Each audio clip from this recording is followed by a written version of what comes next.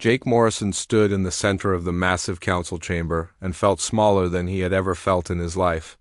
The circular room stretched up so high that the ceiling disappeared into darkness above him.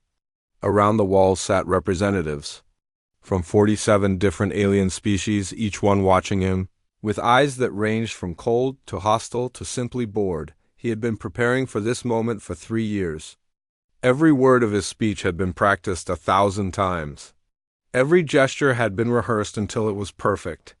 But now, standing here with the weight of all humanity on his shoulders, Jake felt his mouth go dry. The Zephyrian delegate spoke first, its voice like wind through metal pipes. "Human Morrison, you have requested full membership in the Galactic Council for your species.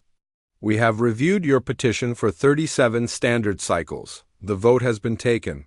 Jake's heart hammered in his chest. 30 years. That was how long humanity had been trying to join the galactic community. 30 years of trade negotiations, cultural exchanges, and military support during the Outer Rim conflicts. 30 years of proving they belonged among the stars. Chancellor Vextar of the Hegemony rose from his seat, his purple skin gleaming under the chamber lights. The vote is unanimous. Humanity's application for council membership is denied. The words hit Jake like a physical blow. He had expected resistance, maybe a close vote, but not this.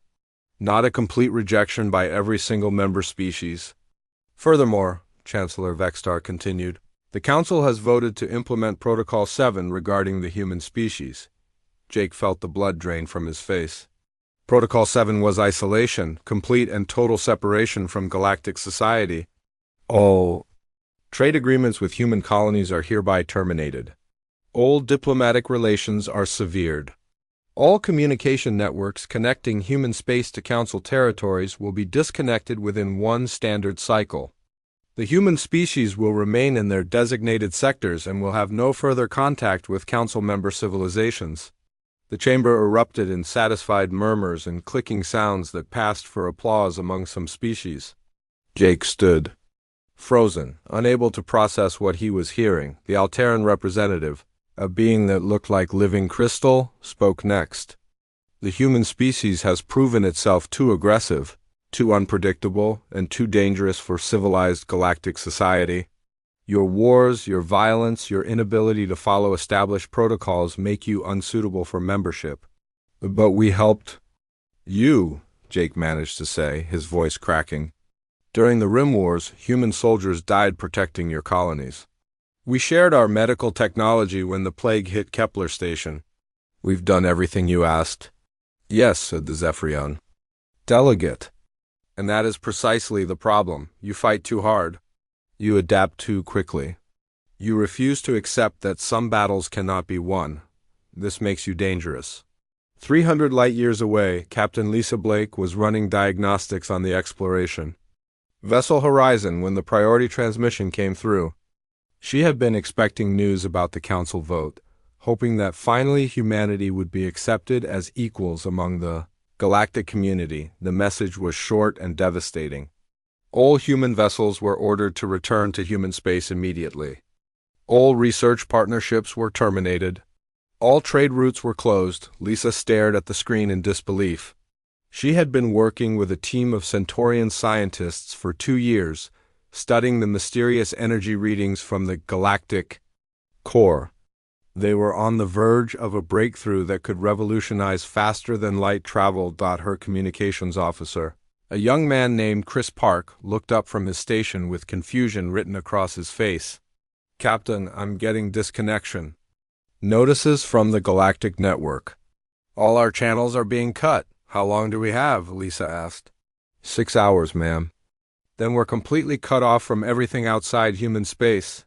Lisa felt a cold anger building in her chest. 6 hours to say goodbye to years of work, to friendships that had been built across species lines, to dreams of a unified galaxy. On Earth, Dr. Paul Carter was in his laboratory when his research partner, a brilliant Andromedian named Kickstel, suddenly began packing his equipment without explanation. They had been working together for 5 years on quantum biology, studying how consciousness could be transferred between different forms of life. Kix, what are you doing? Paul asked, watching his friend carefully wrap delicate instruments in. Protective foam. The alien's large black eyes wouldn't meet Paul's gaze. I'm sorry, Paul Carter. I have received orders to terminate our partnership and return all shared research to Andromedan space. What orders? From who? The Council has voted. Humans are to be isolated. All collaborative research must end. Paul felt like the ground was falling away beneath his feet. But we're so close to a breakthrough. The Consciousness Transfer Protocol could help billions of beings across the galaxy. I know, Kickstel said sadly, but I have no choice. My people have decided that human involvement makes the research too dangerous to continue. Across human space, the same scene played out thousands of times. Alien partners, colleagues, and friends received their orders and began the process of severing all ties with humanity. Research projects that had taken decades to develop were abandoned overnight. Trade agreements worth trillions of credits were canceled without compensation. On Mars, factory worker Danny Rodriguez watched as Centaurian cargo ships lifted off from the spaceport, taking with them the rare metals that kept the terraforming project running. On Titan, scientist Sarah Kim saw her alien research team pack up years of work on atmospheric processors and disappear into the black of space, back in the council chamber. Jake Morrison made one last desperate attempt to change their minds. Please reconsider this decision. Humanity has so much to offer the galaxy. Our creativity, our resilience, our ability to find solutions where others see only problems. That is exactly what we fear, said Chancellor Vexstar. Your species does not know when to stop, when to accept that some things cannot be changed. This makes you a threat to the stability we have worked for millennia to achieve. The hegemony delegate nodded in agreement. The galaxy has been peaceful for 3,000 years under Council rule. We will not allow human chaos to destroy what we have built. Jake looked around the chamber one more time, seeing the closed faces, the decided minds, the fear hidden behind diplomatic words. These beings were not evil, he realized. They were simply terrified of change, of anything that might disrupt their comfortable, predictable existence. Then this is goodbye, he said quietly. Yes, said Chancellor Vexstar, it is. As Jake Morrison walked out of the council chamber for the last time, he carried with him the weight of his species' dreams and the bitter taste of rejection. Behind him, the representatives of 47 civilizations congratulated themselves on a job well done, never suspecting that their victory would one day become their greatest mistake. 5 years had passed since the Council's rejection, and Admiral Kate Sullivan stood on the bridge of the refitted battleship Independence, watching mining operations on the asteroid belt through the main viewer. The scene before her would have been impossible to imagine when she was a young officer serving on Council patrol missions. Hundreds of human ships moved through the belt like a swarm of metallic insects, stripping raw materials from rocks that had floated untouched for billions of years. The isolation had changed everything. When the aliens cut off trade routes and communication networks, humanity faced a simple choice: die slowly as their technology failed and their colonies starved, or learn to survive completely on their own. They chose survival, and the galaxy had never seen anything like what followed. Kate turned to her operations officer, Commander Gary Lewis, who was reviewing the daily reports from mining stations. How are the numbers looking, Gary? Better than projected, Admiral. Sector 7 brought in 40,000 tons of rare metals yesterday. The new extraction methods are working beyond our best estimates. Kate nodded with satisfaction. The new extraction methods were born from desperation and human ingenuity. Without access to alien technology that could delicately separate materials at the molecular level, human engineers had developed brute force techniques that were crude but incredibly effective. They didn't finesse the metals out of the rock, they cracked the asteroids open like nuts and took everything inside. On Europa, Engineer Tony Valdez wiped sweat from his forehead as he stepped back from the massive faster-than-light drive he had been building for the past 18 months.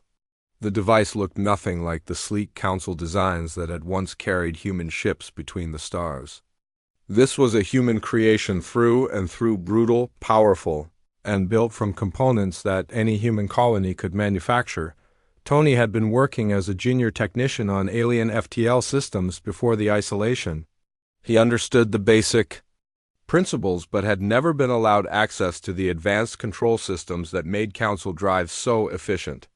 Now, with no choice but to build their own, he had thrown efficiency out the window and focused on raw power. "Fire her up, Linda," he called to his assistant, Linda Barnes, who was monitoring the control systems from a safe distance. The drive screamed to life with a sound like tearing metal. The entire station shook as exotic particles flooded the test chamber. On Council ships, FTL activation was silent and smooth. This human drive announced its presence like a roaring beast. "Energy output is stable," Linda shouted over the noise. "Jump field is forming correctly. Tony, I think we did it." Tony grinned despite the noise. This drive would move a ship faster than anything humanity had possessed before the isolation. It would be loud, it would be rough, and it would probably give its crew headaches, but it would work. More importantly, it could be built and maintained by humans using human resources. Dr. Amy Foster was documenting these changes from her research. Stationed on Luna, as a sociologist, she had been studying human behavior during the crisis years, and what she found amazed even her. The rejection by the Council had done something that centuries of human conflict never achieved. It had unified the species completely. Amy watched video reports from colonies across human space and saw the same pattern everywhere. Mars had become a massive shipyard, building vessels designed for deep space exploration. The asteroid miners were pushing further out than anyone had attempted before.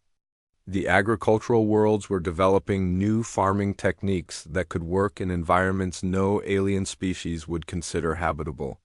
"It's remarkable," she said to her research assistant, Kevin Wright, as they reviewed data from the past 5 years. "Look at these productivity numbers. Every human colony has increased output by at least 300% since the isolation began." Kevin studied the charts with amazement. "It's like being rejected by the Council gave everyone a common enemy to fight against." "Not an enemy," Amy corrected. "A challenge. Humans have always performed best when someone tells them something is impossible." On the generation ship New Frontier, Captain Rick Torres was preparing for humanity's most ambitious project yet. The massive vessel had been retired from service 20 years ago, when faster ships made the slow journey between stars obsolete. But now, with human space cut off from the rest of the galaxy, the old generation ships were being brought back into service for a new purpose. Rick walked through the ship's vast agricultural sections, where thousands of colonists were preparing for a journey that might take decades. They were not heading to established human worlds, but pushing out into the unknown regions beyond Council space, looking for new homes and new resources. "How are the families adjusting to the new timeline?" Rick asked Dr. Maria Santos, the ship's chief medical officer. "Better than expected," Maria replied. "Everyone understands what's at stake. The children especially seem excited about being explorers rather than refugees." Rick nodded. That was another change the isolation had brought. Before the Council's rejection, humans had seen themselves as junior partners in a galactic community. Now they saw themselves as pioneers heading into uncharted territory.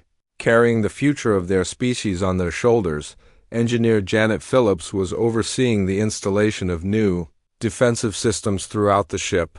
Unlike the old generation ships that had relied on Council protection during their journeys, the New Frontier was being equipped with weapons and shields that could handle anything they might encounter in the dark between stars. The railgun systems are online, Janet reported to Rick. "We've got enough firepower to handle a small fleet if we run into trouble." "Let's hope we don't need it," Rick said, but he was glad to have the option. The galaxy beyond Council space was largely unexplored, and there was no telling what they might find out there. Back on Earth, the changes were just as dramatic. Cities that had once imported exotic materials from across the galaxy were now manufacturing everything they needed from local resources. Factories that had produced luxury goods for alien markets were retooled to create the basic necessities of survival and expansion. President Michael Barnes addressed the global assembly with a confidence that would have seemed impossible 5 years earlier. My fellow humans, we stand at a crossroads. The Council believed that cutting us off would weaken us, would force us to accept their judgment of our worth. Instead, we have proven that humanity needs no one's permission to reach for the stars. The assembly erupted in applause. These were not the same humans who had spent 30 years begging for acceptance from alien civilizations. These were people who had been forged by rejection and emerged stronger. Admiral Kate Sullivan received reports from across human space every day, and each one told the same story. Humanity was not just surviving the isolation, they were thriving. In ways that surprised everyone, including themselves.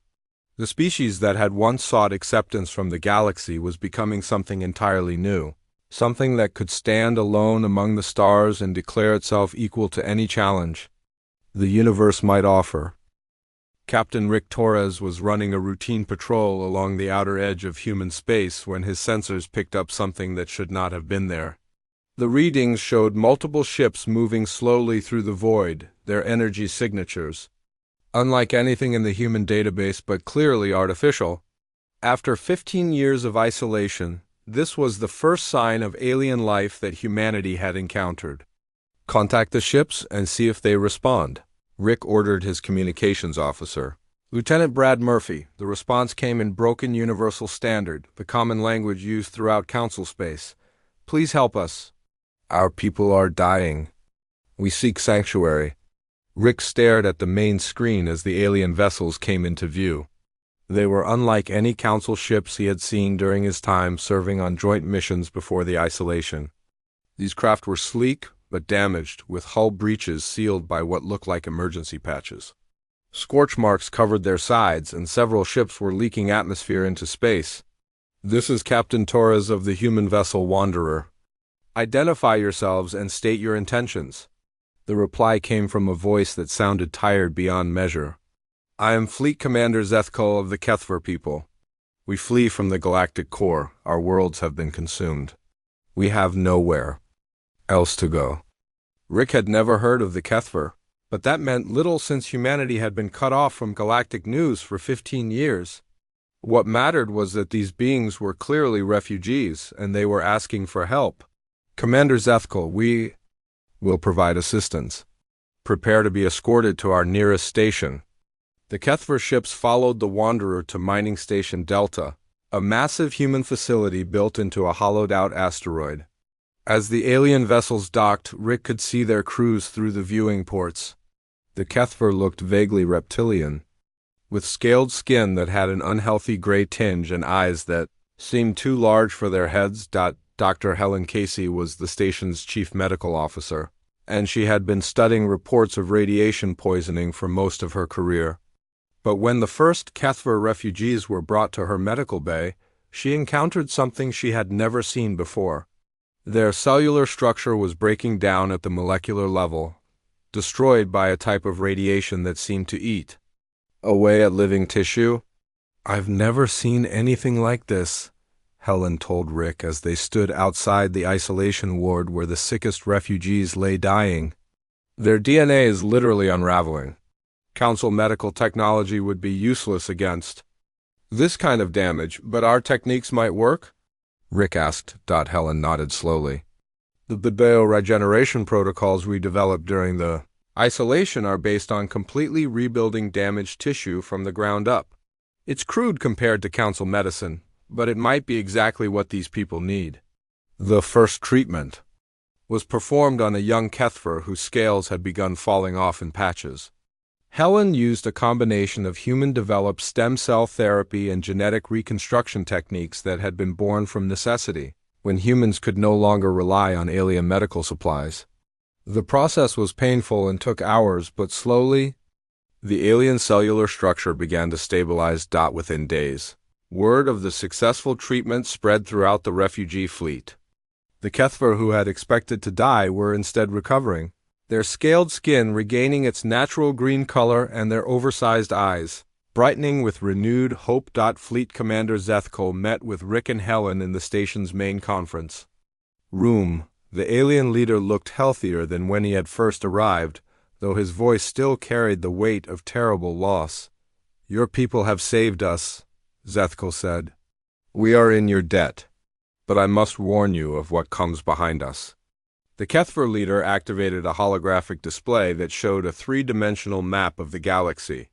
Large sections near the core were marked in red, indicating areas that were no longer inhabited. The void wraiths came from beyond the galactic rim 6 months ago, Zethkel explained. They consume entire solar systems, leaving nothing behind but empty space.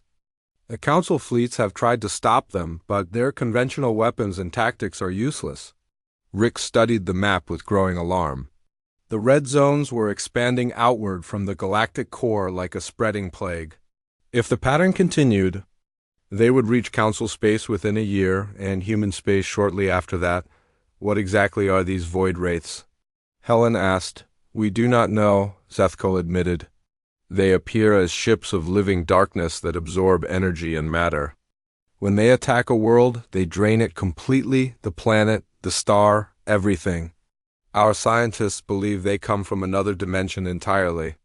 Commander Alex Murphy had been leading search and rescue operations throughout human space for the past decade, but the mission he was preparing for now was unlike anything he had attempted before. Intelligence gathered from the Kethver refugees indicated that hundreds of Council species were trapped in systems near the expanding Void Wraith territory, abandoned by their own governments as acceptable losses. The Council is riding off. "Entire sectors," Alex explained to his team as they prepared to launch. "They're falling back to what they call defensible positions and leaving millions of beings to die."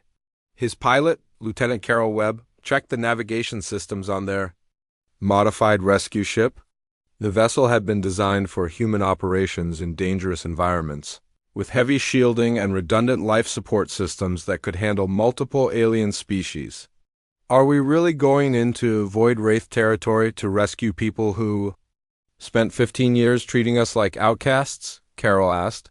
"Yes," Alex replied without hesitation, "because that's what humans do. When others give up, we keep going." The first rescue mission took them to the Altura system, where a mining colony of crystalline beings was trapped on a planet that would be in the Void Wraith's path within days. The Council had declared the colony too distant to evacuate, but human ships could reach it in time. Alex watched as his team worked to load the crystal beings onto their ships. The aliens were confused by human willingness to risk their lives for strangers, especially strangers whose governments had rejected humanity so completely. "Why do you help us?" asked one of the crystal beings through a translator device. "Because you need help," Alex replied simply. As news of the human rescue operations spread through underground communication networks, more aliens began seeking them out. Species that had never spoken to humans before were suddenly appearing at the edges of human space, carrying refugees and stories of Council failure. Dr. Nina Parker was analyzing the tactical reports from the front lines, and what she found disturbed her deeply.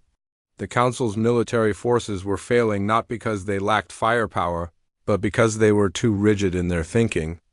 They approached every battle with the same standardized tactics that had worked for thousands of years, never adapting to face an enemy that operated by completely different rules.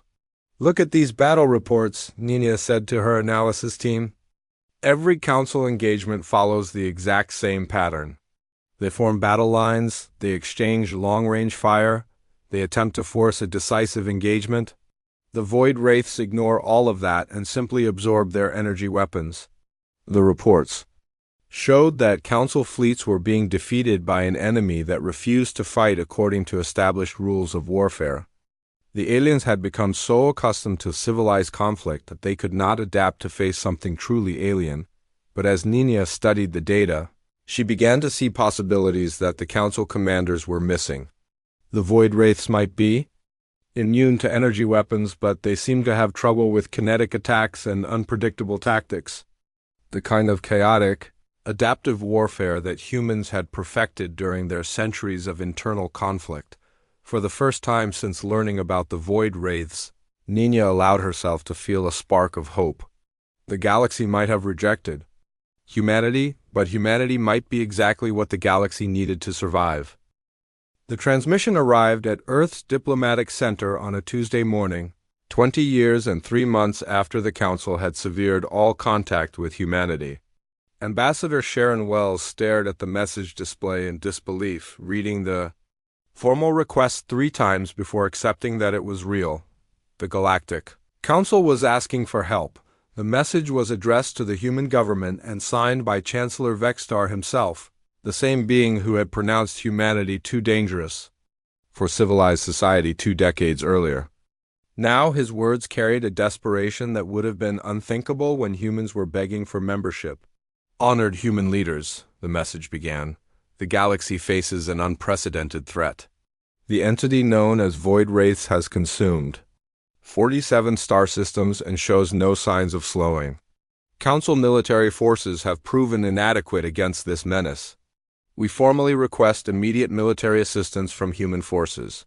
Sharon read the message aloud to President Michael Barnes and the assembled cabinet. The room fell silent as the implications sank in. After 20 years of complete isolation, the beings who had rejected humanity were now asking them to risk their lives defending the very civilization that had cast them out. What do we know about the current situation? President Barnes asked his military advisor, General Frank Torres. Frank activated a holographic display showing the latest intelligence gathered from refugee ships and long-range sensors. The red zones indicating Void Wraith territory had expanded dramatically since the first report 6 months ago. Entire sectors that had once housed billions of Council citizens were now empty voids in space. The situation is worse than we initially thought, Frank explained. The Void Wraiths aren't just destroying planets and ships. They're consuming the very fabric of spacetime itself. Stars are going out, leaving behind areas of absolute nothingness.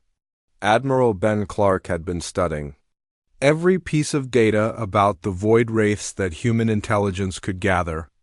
As the commander who would lead any military response, he needed to understand exactly what humanity would be facing if they chose to answer the Council's call for help.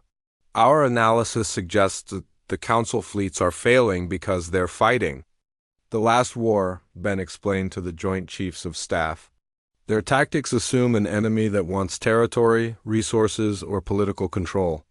But the Void Wraiths want none of those things. They simply consume everything in their path. The holographic battle reports showed Council formations being systematically destroyed by enemies that ignored every rule of conventional warfare. The aliens would form neat battle lines and exchange fire at maximum range, following protocols that had been refined over thousands of years.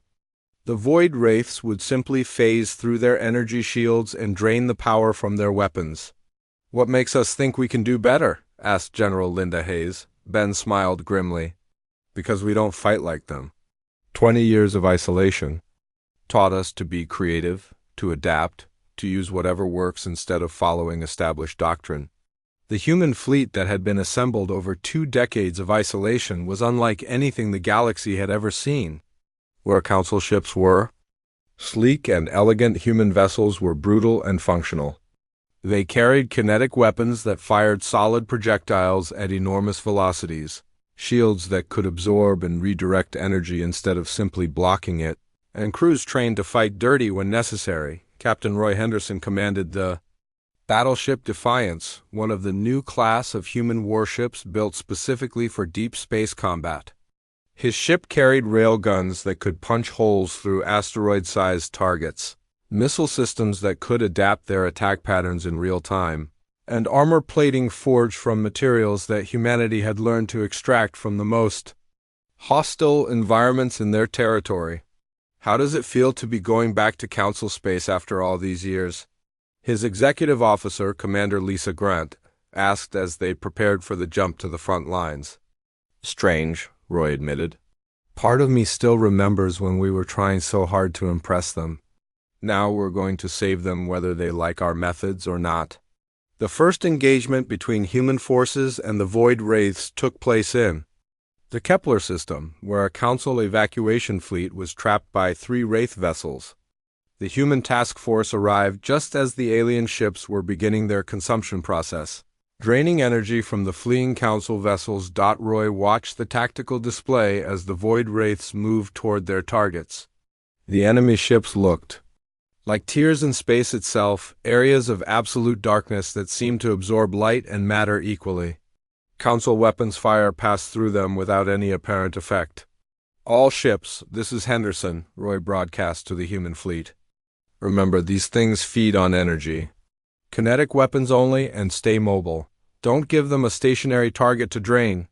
The human ships accelerated toward the void wraiths at speeds that would have been reckless by Council standards. Instead of forming orderly battle lines, they scattered into a chaotic swarm that surrounded the enemy vessels from all directions. The railgun barrage began when the humans reached optimal range.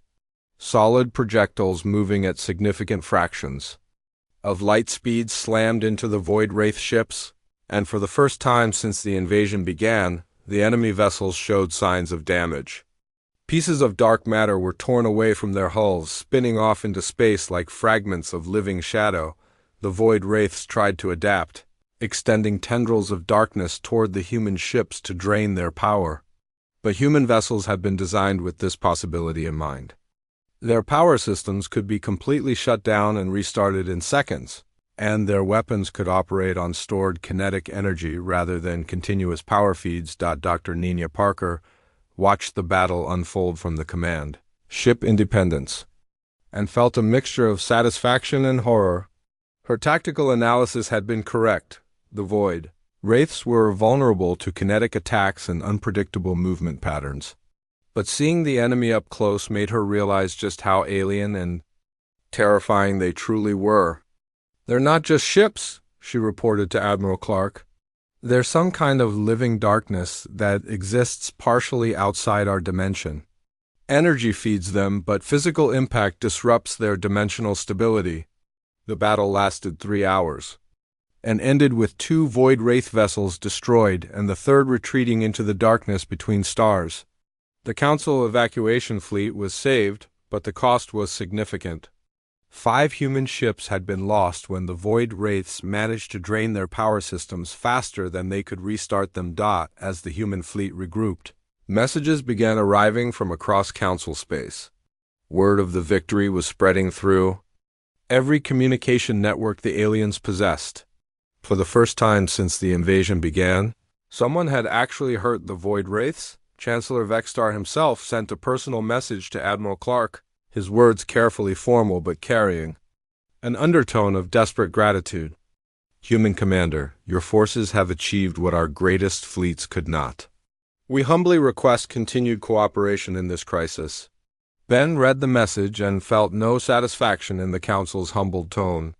Too many beings had already died, while the aliens clung to their pride and their rigid ways of thinking. Now humanity was being asked to clean up a mess that might have been prevented if the Council had been willing to listen to different ideas decades earlier. But despite his anger at the past, Ben knew what the human response would be. They would fight, not because the Council deserved their help, but because billions of innocent beings deserved to live. The galaxy that had rejected humanity would be saved by the very qualities that had made them unwelcome: their refusal to accept defeat, their willingness to fight dirty, and their ability to adapt when others could only follow ancient rules. The war against the void wraiths had been raging for 8 months when Captain Roy Henderson received the mission that would change everything. Long-range sensors had finally located the source of the invasion, a massive tear in reality at the galactic core where the void wraiths were pouring through from another dimension. Someone had to seal that breach, and everyone knew it would be a one-way trip. Roy stood in the briefing room aboard the Independence, surrounded by the finest captains humanity had produced during their years of isolation. The holographic display showed their target, a wound in space-time itself that pulsed with dark energy and spawned new void wraith vessels every few hours. "The plan is simple," Admiral Ben Clark explained to the assembled commanders. "We take a fleet of 30 ships equipped with dimensional collapse charges and fight our way to the breach. Once we're there, we detonate the charges simultaneously and seal the tier permanently. Captain Lisa Grant raised her hand. What are the chances of the fleet making it back? Ben's expression was grim. 0. The energy release from collapsing. A dimensional breach of that size will destroy everything within 1,000 light years. But if we don't seal it, the void wraiths will eventually consume the entire galaxy. The room fell silent as the reality of the mission sank in.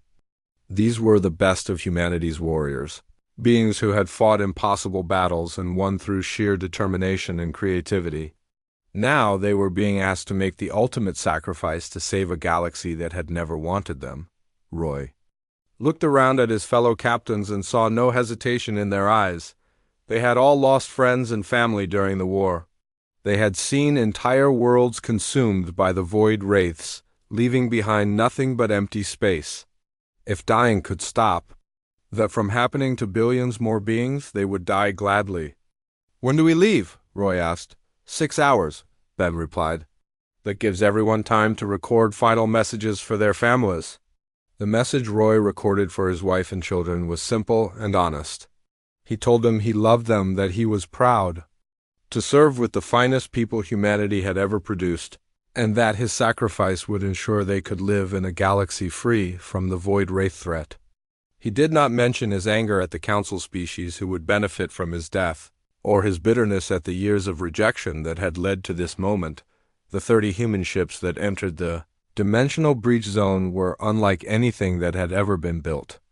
Each vessel carried enough firepower to level a planet, shields that could withstand the energy storm surrounding the tier in space-time, and crews trained to fight in environments that defied every law of physics the galaxy understood. The journey to the breach took them through space where reality itself was breaking down. Stars flickered in and out of existence, gravity flowed in impossible directions, and time moved at different speeds depending on location. Council ships would have been torn apart within minutes, but human vessels had been designed by engineers who learned to work with whatever materials and conditions they encountered. Captain Janet Phillips commanded the escort carrier Resilience, whose job was to deploy fighter squadrons to clear the path for the main fleet. Her pilots flew ships that looked more like flying weapons platforms than elegant starfighters, craft built to survive rather than impress. Contact ahead, her sensor operator reported. Void Wraith heavy formation, approximately 50 vessels. Janet studied the tactical display and felt her heart sink. 50 Void Wraith ships was more firepower than any human fleet had faced before, but they had come too far to turn back now. All fighters launch, she ordered. Remember, kinetic weapons only and stay mobile. We don't need to win this fight, we just need to punch through. The battle that followed was chaos beyond description. Human fighters swarmed around Void Wraith vessels like angry insects, firing solid projectiles that tore chunks of dark matter from enemy hulls. The Void Wraiths responded by extending tendrils of pure entropy that dissolved anything they touched, but human pilots had learned to fly in patterns so erratic that even beings from another dimension could not predict their movements. Roy watched the fighter engagement from the bridge of the Defiance while his fleet pushed deeper toward the dimensional breach. Every minute brought them closer to their target and cost them more ships and lives. The Void Wraiths were throwing everything they had at the human force, as if they understood what was coming. Breach confirmed, his navigation officer reported. Range 2,000 kilometers and closing. Roy could see their target on the main viewer now, a wound in space that hurt to look at directly. It was larger than he had imagined, a spiral of absolute darkness that seemed to pull light and matter into itself while spewing forth new Void Wraith vessels. Around its edges, the laws of physics simply stopped working. All ships, this is Henderson, Roy broadcast to what remained of his fleet. Dimensional charges armed and ready. It has been an honor serving with you all. The 30 ships that had survived the journey to the breach fired their charges simultaneously, each one a device that could collapse the barrier between dimensions and seal tiers in space-time permanently. For a moment, nothing seemed to happen. Then reality screamed. The explosion that followed was unlike anything the galaxy had ever witnessed. Space itself folded inward as the dimensional breach collapsed, taking with it every void wraith vessel. Within 1,000 light-years and the 30 human ships that had made the ultimate sacrifice possible.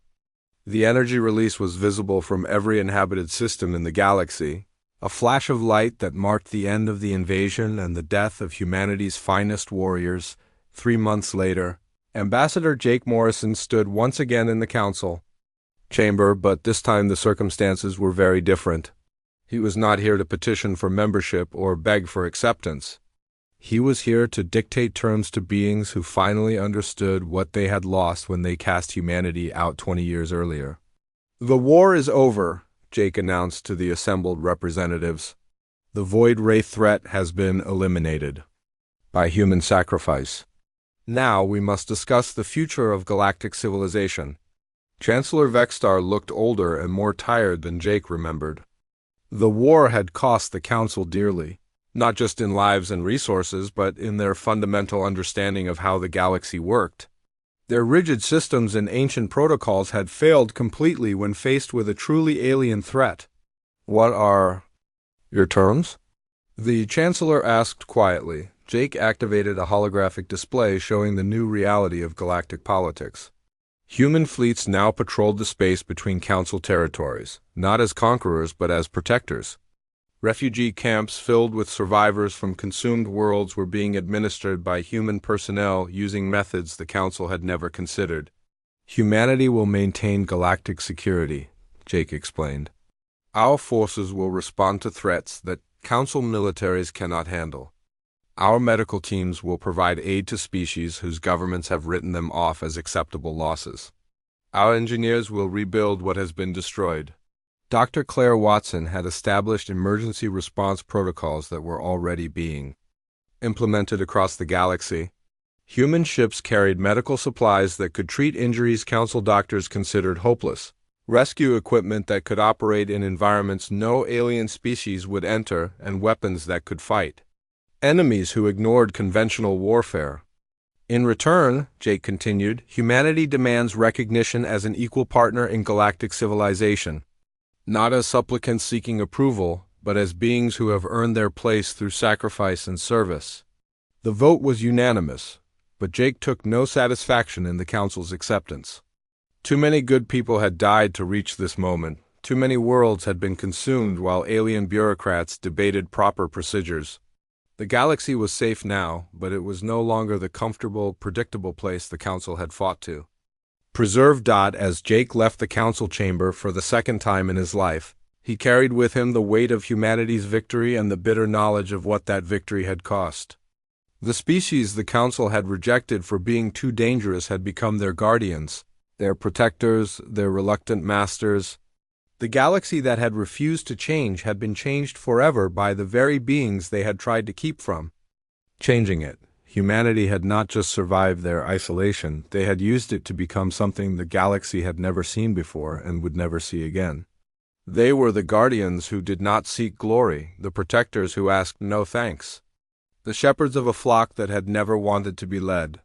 And in the end, that was exactly what the galaxy needed them to be.